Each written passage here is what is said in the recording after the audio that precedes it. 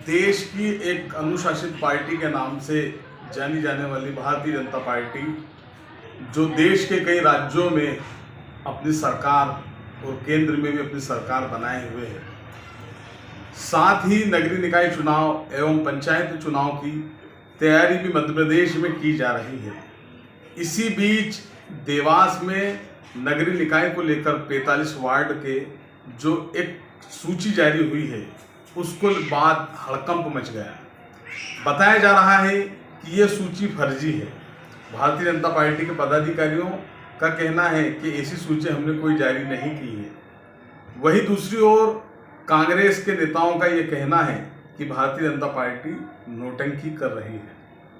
भाजपा जिला अध्यक्ष का यह भी कहना है कि हमने ये एसपी साहब को आवेदन दे दिया है कि जिसने भी ये सूची जारी की है उसके खिलाफ एफआईआर की जाए। साथ ही उन्होंने ये भी कहा है कि जिसने भी ये काम किया है हम उसे पार्टी से निष्कासित कर देंगे। अब देखना यह है कि आखिर सूची का सच क्या है। ये बताएं कि बीजेपी की तरफ से एक सूची जारी हुई है और भाजपा का कहना है कि पदाधिकारियों का कि वो फर्जी सूची है। दरअसल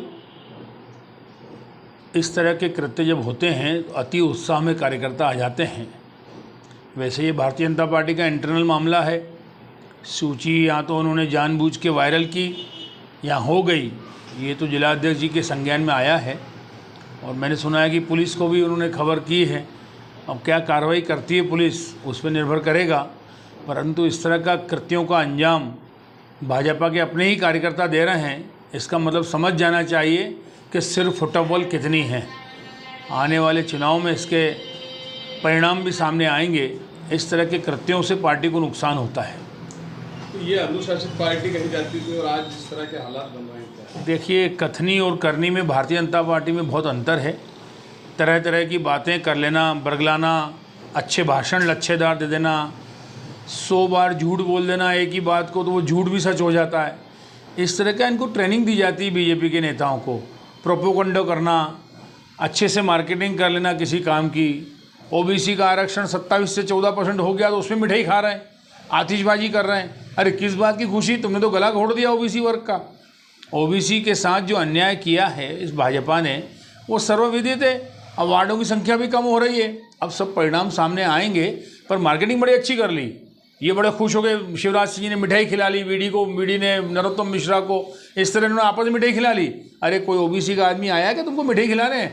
ओबीसी के आदमी जाके बात तो करो। कार्यालय पे खुद ही स्वयं मुँह मियाँ मुट्ठू बनना वाली बात कहानियाँ हैं। अभी तो सब सामने आएगा, सच जो आएगा।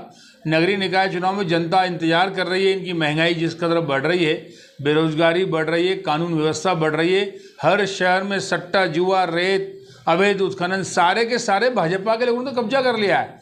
जनता देख रही है। जनता की मार में आवाज़ नहीं होती है, वो अपने वोटों के माध्यम से अपना निर्णय सुनाती है। रुकिए, इंतजार कीजिए, बहुत जल्दी निर्णय सामने आएगा। बताएं कि एक सूची वायरल हो रही है, आप क्या कहेंगे उस पर? तो बिल्कुल फर्जी सूची है और अभी नगर निगम की प्रक्रिया और आरक्षण की प्रक्रिया ही पूर्ण नहीं हो तो कोई इसी प्रकार की सूची बनने का तो कोई औचित्य नहीं रहता है। फिर भी मुझे जब संज्ञान में आया तो मैंने उसकी जांच पड़ताल भी की है कि कहाँ से जारी हुई है, कैसे जारी हुई है।